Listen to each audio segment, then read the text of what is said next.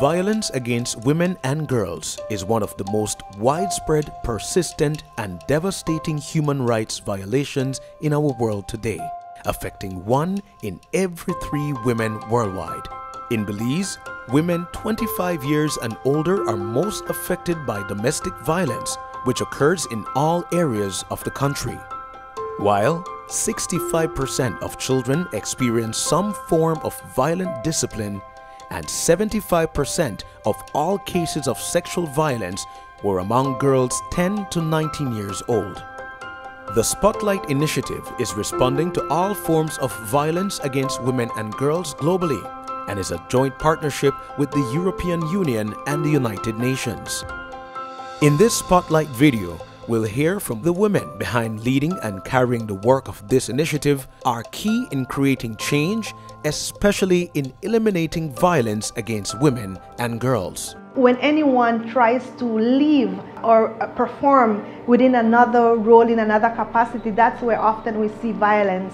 And power and control is retained through violence, is retained through patriarchal societies, which Belize is one of them. And I think that definitely impacts and is the underlying cause of gender-based violence in Belize and in many other countries as well. The work that the National Women's Commission does is really looking at how do we ensure people understand what impact gender socialization has on our children, on our women, and boys and men, on our society in general. Our work is to really advance gender equality, equity, and women's empowerment. And so the Commission really looks at bringing partners from both government and civil society, from faith-based organizations to come together in a multi-sectoral approach to look at what exactly do we need to do. We need to ensure that services and programs are provided for persons who live in violence, but at the same time also work in changing those attitudes and norms that impact and influence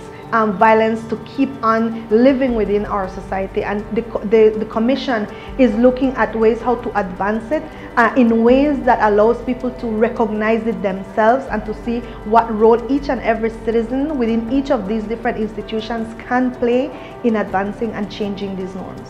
When it comes to the Spotlight Initiative, the Human Rights Commission of Belize, we're grateful for this partnership because what it allows us is, well, in this situation, it allowed us to go mobile and reach out to a wider population. And also the focus is on women and children, and we realize that in these populations, both populations, but in this migrant population, a lot of these violations are against women and children in these populations.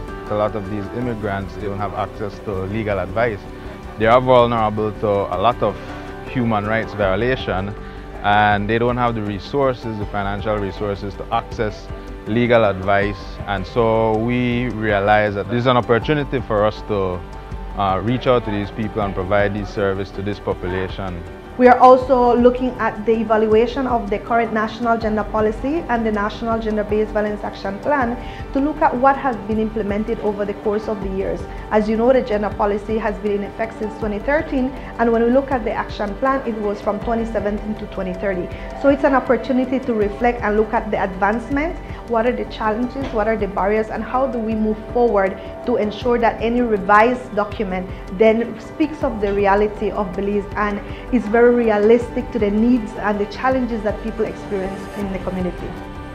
While the National Women's Commission coordinates the national response and are strengthening legal reform, there are civil society organizations and advocates who are ensuring that women and girls, especially in hard-to-reach communities, are getting essential services and information.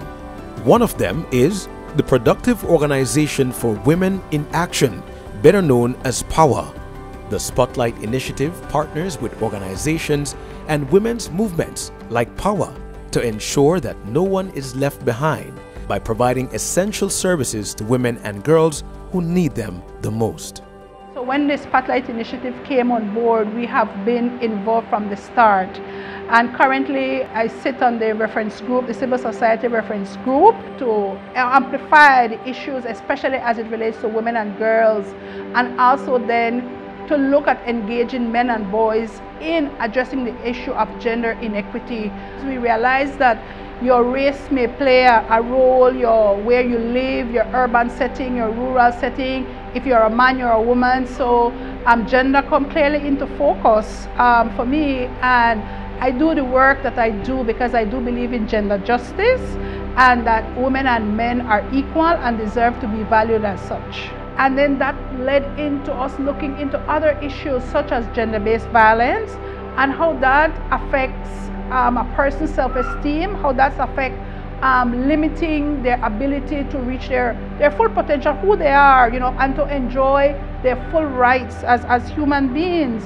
And so these are some of the things that propelled me. There's also the issue of justice, of being able to go to court, to be able to get your protection order if that's what you need, to access whatever legal rights you have, and to ensure that you are respected.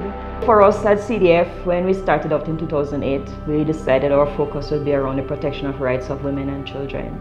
But the Spotlight Initiative presented a unique opportunity for us as a civil society organization to really impact persons on the ground level.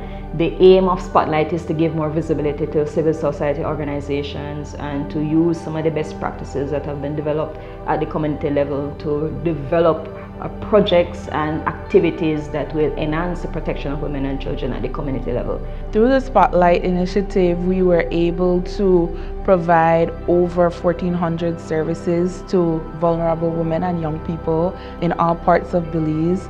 And so we're very happy to have been able to reach persons in this very vulnerable period where we're afraid to go to the public health systems, and so bringing the services to them in their communities.